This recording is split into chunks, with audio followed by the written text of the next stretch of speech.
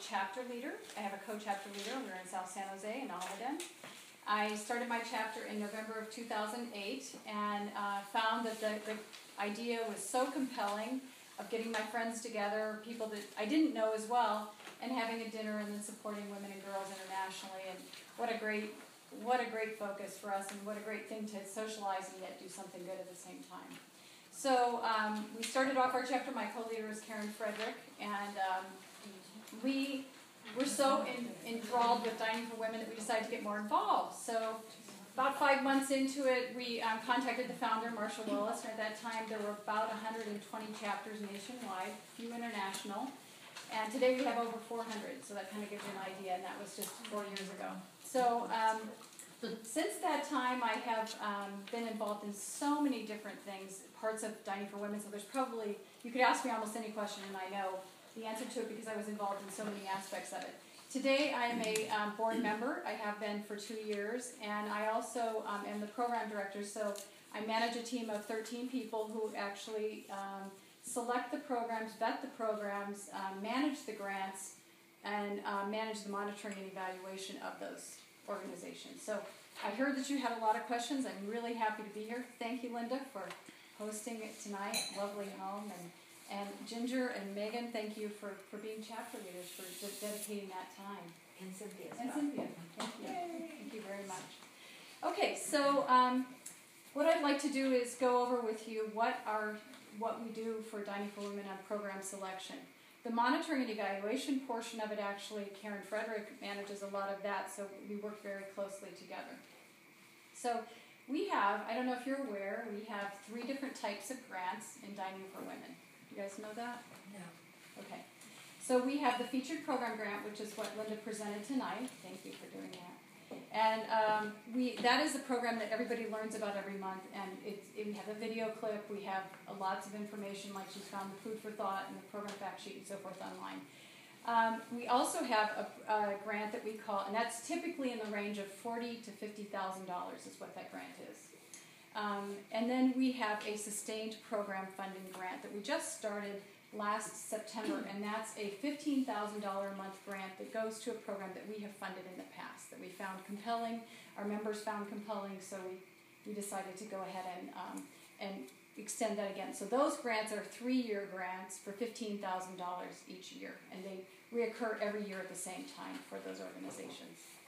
And then the third kind we have is called the member choice. So you may have heard of some of this. This is where you'll get an opportunity to actually pick the organization out of 2 or 3 vetted programs that we've already vetted, and you'll have the opportunity to actually vote where that grant will go, which organization will receive it. We anticipate that grant to be around $25,000 to $30,000, and we are going to be accruing the funds for that grant, and I'll explain how that works. But we haven't yet done a member choice vote, and we will do that probably.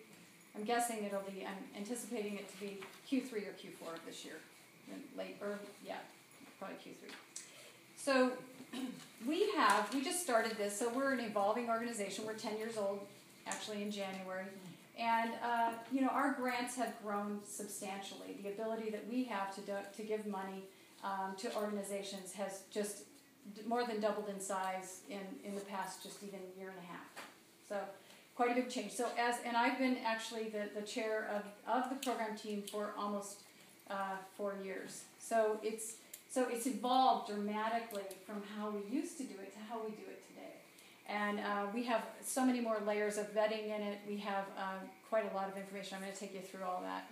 But this last fall we decided, what Dining for Women used to do, and so some of you have been members when we were doing this, where we would take every donation we gathered for the month, and we actually gave it all to the organization. Like her turn would get whatever the net donations for the month were that had been gathered for March 2013.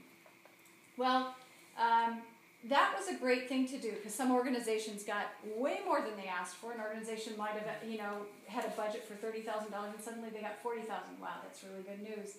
But then other organizations had a budget for $40,000 and they got $32,000.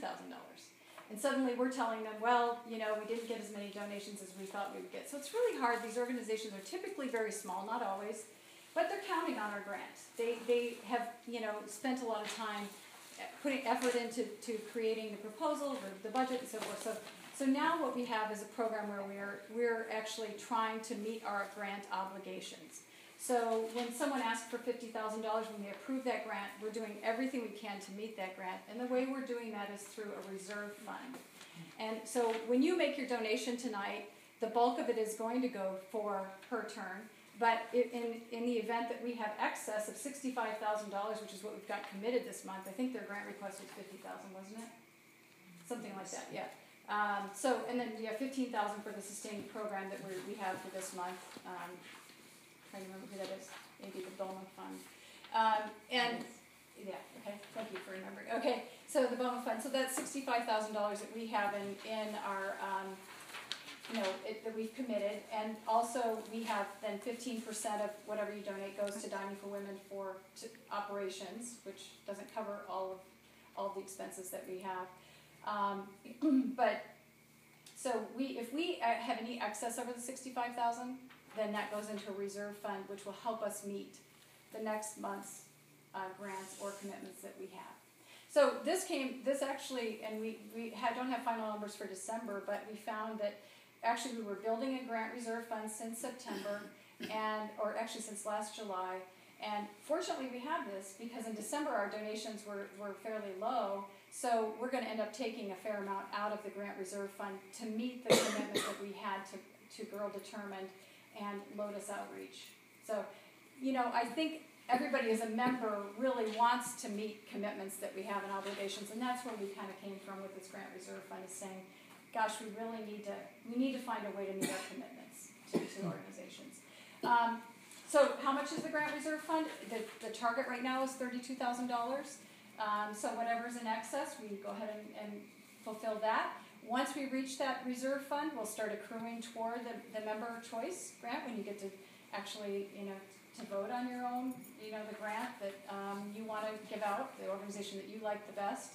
And so we're excited about getting there, but we have to first meet this grant reserve fund so that we make sure we meet our first obligations before we create yet another grant for someone else. So kind of give you an idea of that. Currently the team that we have, the program team, is we have two teams, so it's an overarching team that has two groups working together. They spend part of their time, half the year on the program selection and half the year on monitoring and evaluation. That's the way it's set up today.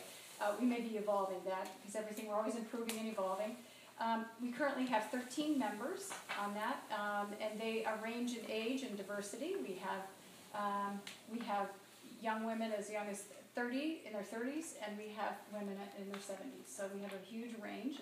We're all women. We actually have a woman of Cambodian descent, and we also have a Kenyan woman on our team. So we have some diversity there as well. We have a variety of women who have international development work experience. They have degrees in international development. We have women with business degrees, organizational degrees. We have folks who have started their own NGOs, non-governmental organizations as well. So we have quite a rich group of women that actually spend time vetting these organizations. They're well-traveled. They've lived as expats in other countries. So we do have, quite collectively a huge work experience here. So these are, all the members of our team are volunteers. I am myself. I actually tell people I pay to work because I donate to Dining for Women and I pay my way to do everything. So I work more than full time and I pay to do that, but I enjoy it so much. It's very rewarding to me. And we pay, so all of the members of those teams are volunteers. The only thing that Dining for Women pays for is $500. We have 2 face-to-face meetings a year, and currently they're paying for food for that face-to-face meeting. So everybody pays their own expenses for travel, hotel, any incidentals that come up. And we live all over the United States. We spend most of our time on the computer, looking at grants, at proposals, at applications. We sit in meetings on what we use WebEx. We're very high tech. And we don't actually use the video portion of it because we just found it's just easier just to get on the phone and we talk. We share documents through Google Docs. It's all confidential, but we do share documents that way. It's worked really well for us. We recruit once a year. We're getting into a mode where we recruit once a year for new membership. So we're looking specifically for people with international development background, with NGO experience, advanced degrees in that kind of area. But they have to also be able to spend the amount of time that we require on it. And during a grant cycle, I would say since January, from January through, I think it was March, well, we just did our selection over an 8-week period, people spent in the neighborhood of about 60 hours on this. And we have people who work full-time, paying jobs. And 60 hours a week? No, 60 hours during over 3 months. Which is during 5 or 6 weeks. Yeah. It's a pretty intensive. Then you commit to 3 days of a face-to-face meeting somewhere. So it's pretty intensive. How many grants come in that you choose from? That's a good question. I'm going to get there. Okay.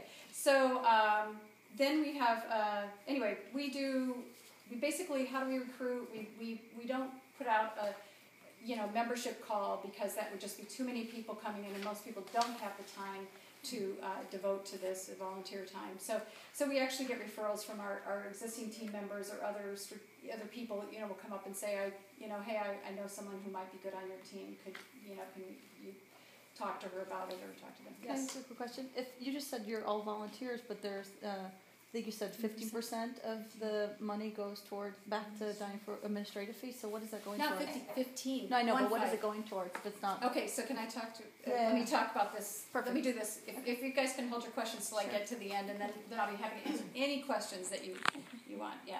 Okay, so here's the part where I get to have you guys help me out. So what do we do to select these programs? How do we decide? What do we consider? And so the first thing is we look at our mission. And so I was going to ask, could you read the mission for us here? It's right here. Dining for Women's mission is to empower women and girls living in extreme poverty by funding programs that foster good health, education, and economic self-sufficiency, and to cultivate educational giving circles that inspire individuals to make a positive difference through the power of collective giving. So 2 main parts about that, right? We're helping women and girls internationally, and we have educational giving circles. So that's what we look at. It's really simple. Everything comes back to any grant needs to help women and girls internationally, and we need to have a compelling story for our membership.